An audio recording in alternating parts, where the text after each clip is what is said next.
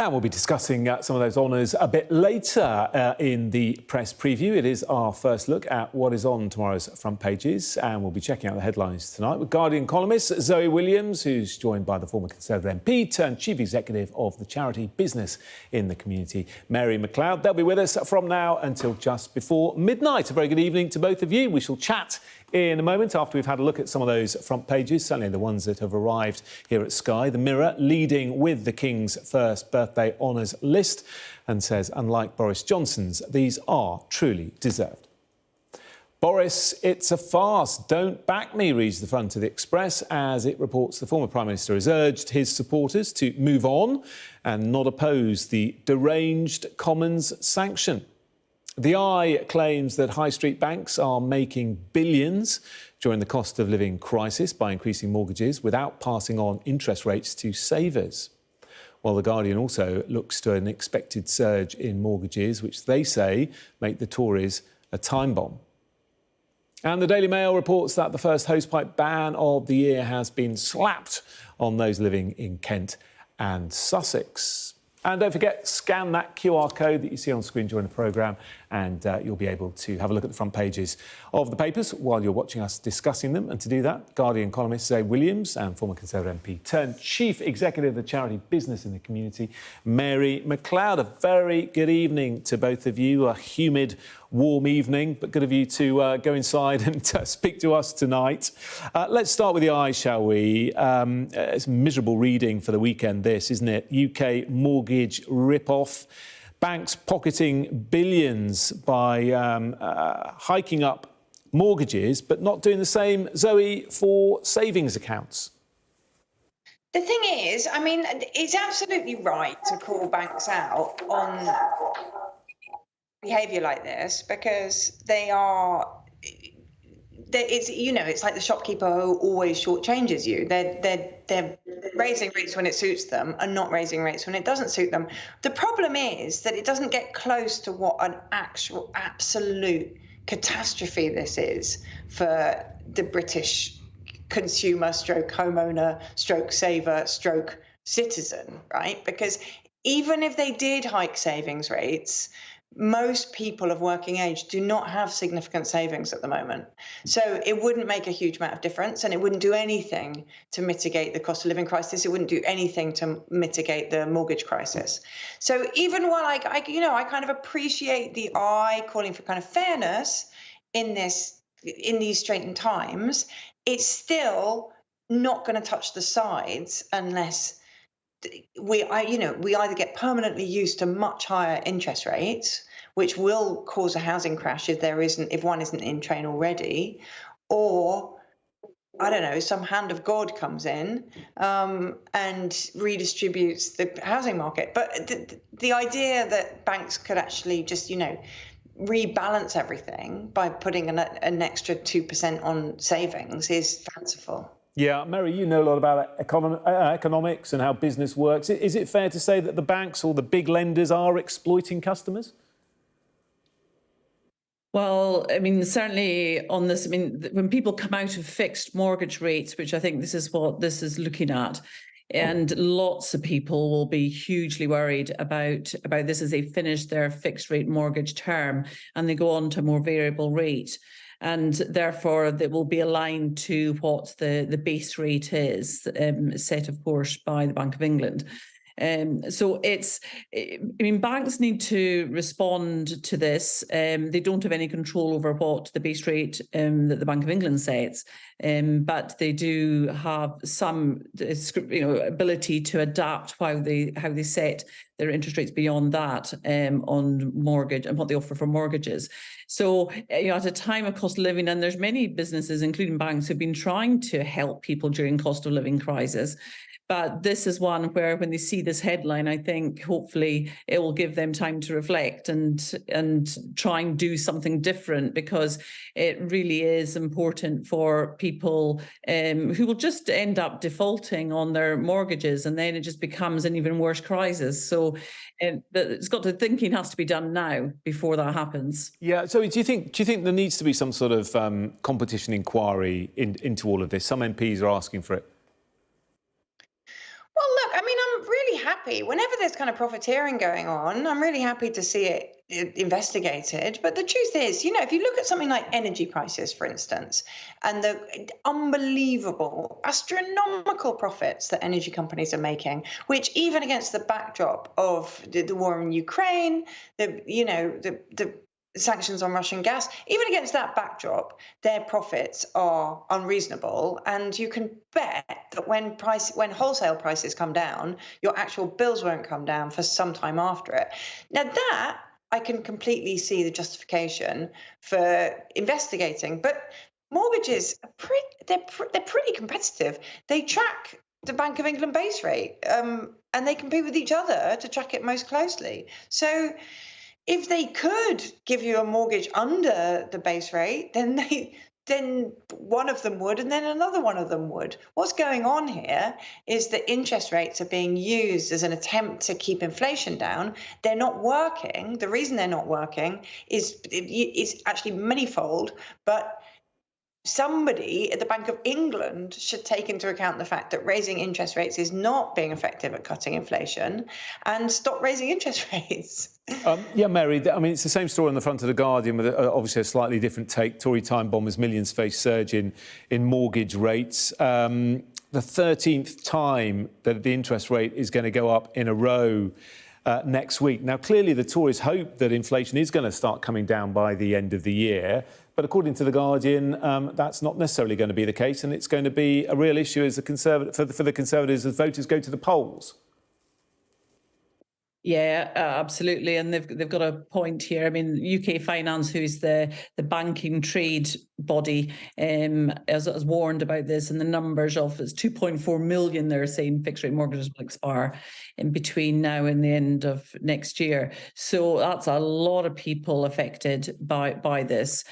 So therefore, it will come into the territory of general election time, and where the government will people will look to them and say, what did you do about it? What have you done to try and resolve this at times of crisis? I mean, this reminds me of the 2008 financial crisis, where there's so many issues with individuals, the impact on individuals and entrepreneurs as well, small businesses, and some of the behaviours then in banking were held to account, and this is where customers, and Zoe is right there. I mean, it's customers can vote with their feet. And what we need is some banks to be really creative, innovative around now and say, no, actually, we're going to do things differently. We believe in supporting customers in hard times, and let's do things in a different way that will mean that they will see that they are valued as customers. And because it's much easier now to move around banks than before. So, yeah, it's customers need to input their, really decide and do something if they can. Yeah. OK, let's move on to the front of the Mail. We're going to talk about their new star columnist. I wonder who it could be. It's not very clear, is it, from the front of the Mail? But the headline we're going to talk about before the break, hosepipe ban, Zoe. It's here already, and it's not even officially summer till next week.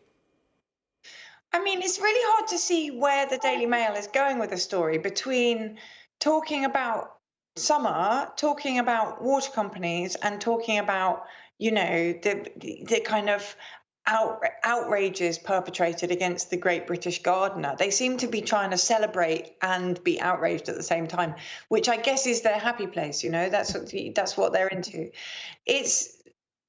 For whatever the mismanagement of water companies, and we've had so many sewage stories recently, and so many stories about their failure to invest, their completely astronomical shareholder dividends, the fact that whichever way you cut it, the taxpayer always pays. All of that being said, if they've put a hose pipe ban in place, it's because there's a drought. So I personally find it a little bit difficult to get exercised about. OK, let's see if Mary is exercised about the front of the Daily Express. The headline, Boris, it's a farce, don't back me. This is the announcement that Boris Johnson has told his supporters not to oppose the vote on Monday. He says it's time to turn the temperature down. What's his thinking here, Mary? Well, I mean, I think the Privileges Committee in the House of Commons, the vote will be on Monday in the Commons on the report that they did. And the recent few days, you know, there was lots of words going around about what would happen, and I think so. I think hopefully this might try and calm things down. I mean, at the end of the day, it is a committee that's set up, and if you know, if they didn't like the approach of the committee, then probably that should be done right at the start of it. But the former Prime Minister is now just trying to distance himself from us, I think, by also announcing the new job, which gives people something else to think about. But yes, the vote will go ahead on Monday. I think it's potentially a one-line whip, so I'm not sure how many will actually be there to vote, but I would imagine that the vote will probably go through to support the Privileges Committee, which has been set up for the reason of the scrutiny that they've done. So calling for his supporters to back down, I mean, he's not doing that as a kind gesture to Rishi Sunak, is he?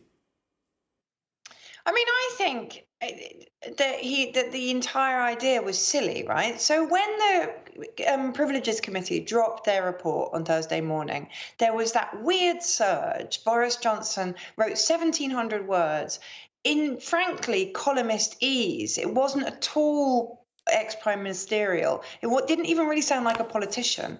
He sounded like a columnist. And, you know, he made all kinds of weird slurs against members of the committee. He referred to the fact that Bernard Jenkins used to be a naturist. He called Harriet Harman rude names. I mean, he didn't even actually, now I think about it, write like a Telegraph columnist. He wrote more like a kind of, you know, an Express columnist. It was very intemperate, his language. I don't know whether he then asked his supporters to come out fighting on social media, telling other Tory MPs that if they didn't vote down the committee's report, that they could be deselected by their local constituency parties, or whether his hardcore of supporters are now so extreme and sort of cracked themselves that they just were doing that as on a kind of freelance basis. And there were, if you remember, only a handful of them. It was Jacob Rees-Mogg, it was Nadine Dorries, and it was like 3 other people. Even if there had been 50 Tory MPs saying we're backing Boris, we're going to vote against this report, they still wouldn't have had a hope of voting it down. They still wouldn't really have had a hope of forcing Rishi Sunak to call a general election. And they definitely wouldn't have had a hope of getting Boris into pole position in some other kind of guise so that he would be a realistic election prospect. So I think probably he's called the dogs off, but I'm not sure who called the dogs on. Yeah, OK, that's a very interesting take on it. Well, you've mentioned the column, so go on, let's talk about it very quickly before the break. Mary, it's not about Partygate or honours or quitting as an MP. It's about losing weight. Yes, and a very important thing, I must say too. I've spent my whole life on a diet. But yes, it's all about the 11:30 p.m. raiding the fridge, which I must admit I do know something about. But yeah, he's probably trying to stay away from politics for at least this column, and focus on something that actually a lot of people will sort of sympathise on, which is about weight. Except what they've done here is talk about the drug, the semaglutide drug, whether it's Saxenda, Wegovy, Ozempic, there's a range of them. He'd obviously seen 2 of his colleagues shed lots of pounds and wondered how they'd done it. But some GPs are giving prescriptions, but some aren't. So obviously Boris has someone that does. But it has been approved to be used. That's supposed to reduce your appetite. But I think Boris has gone back to exercise and willpower. So whether people are trying intermittent fasting, the 5-2 protein only, there's a whole range of things out there. At the end of the day, it's probably simple maths of reducing the bad stuff you put in and then getting as much exercise as possible. But yeah, these weight loss drugs, appetite suppressants, are available, but they're expensive behind the chemist counter. Yeah, Zoe, I'm sure you've got lots to say about the column. I'm going to save it it till, look at you nodding, I'm going to save it till the next hour if you don't mind. But thank you both for the moment. Coming up after the break, more of our press preview, including who has made it onto the King's first birthday honours list. Do stay with us.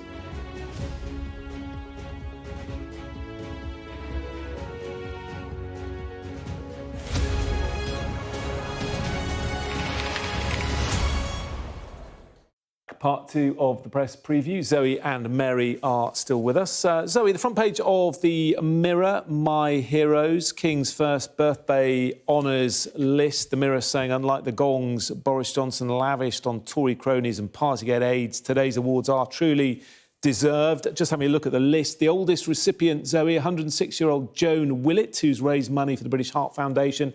The youngest, 18-year-old Junior J. Frood, getting the same honour for services to vulnerable children. I mean, if this list had been designed to embarrass Boris Johnson, it couldn't have been more apropos. You know, it's in such stark contrast to what Johnson did. It's not... It doesn't kind of stick within its class. It doesn't reflect people who've done King Charles a favour, although I don't know what such a favour would look like.